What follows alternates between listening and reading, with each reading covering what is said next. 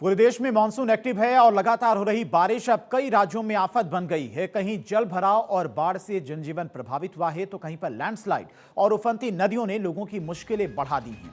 असम ओडिशा में बाढ़ से हालात लगातार बिगड़े हुए हैं। वहीं उत्तर प्रदेश के कुछ जिलों में भारी बारिश के कारण बाढ़ के हालात बन गए हैं।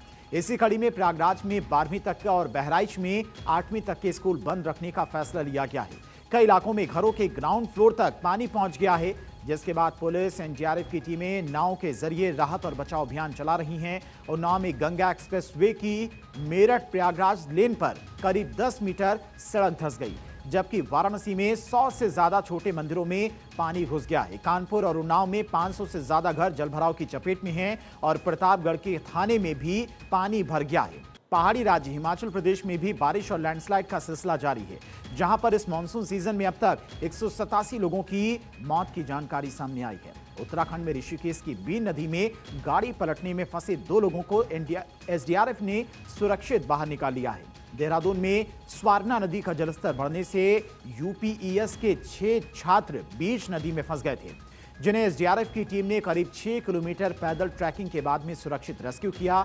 वहीं मध्य प्रदेश के सतना में मंदाकिनी नदी का जलस्तर बढ़ने से बाढ़ जैसे हालात हैं और एसडीआरएफ को मौके पर तैनात किया गया है। मौसम विभाग ने राजस्थान और दिल्ली समेत 14 राज्यों में भारी बारिश की चेतावनी जारी की है। बंगाल की खाड़ी में बना डिप्रेशन आगे बढ़ रहा है, जिसका असर कई राज्यों में देखने को मिल सकता है। झारखंड में भी भारी बारिश को लेकर रेड अलर्ट जारी है और रांची समेत 8 जिलों में बारिश का अलर्ट है। कई इलाकों में देर रात तक रुक रुक कर बारिश होती रही। लगातार मिल रही मौसम संबंधी चेतावनियों के बीच प्रशासन और राहत बचाव एजेंसियां अलर्ट मोड पर हैं, लेकिन लगातार बारिश के चलते कई राज्यों में सड़कें, घर और सार्वजनिक स्थान जलमग्न होने से जनजीवन बुरी तरह से प्रभावित हुआ है।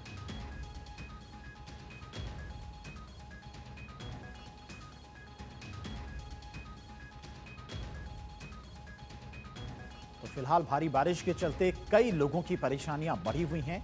देश के 16 राज्यों में बाढ़ बारिश को लेकर मौसम विभाग की तरफ से अलर्ट भी जारी किया गया है।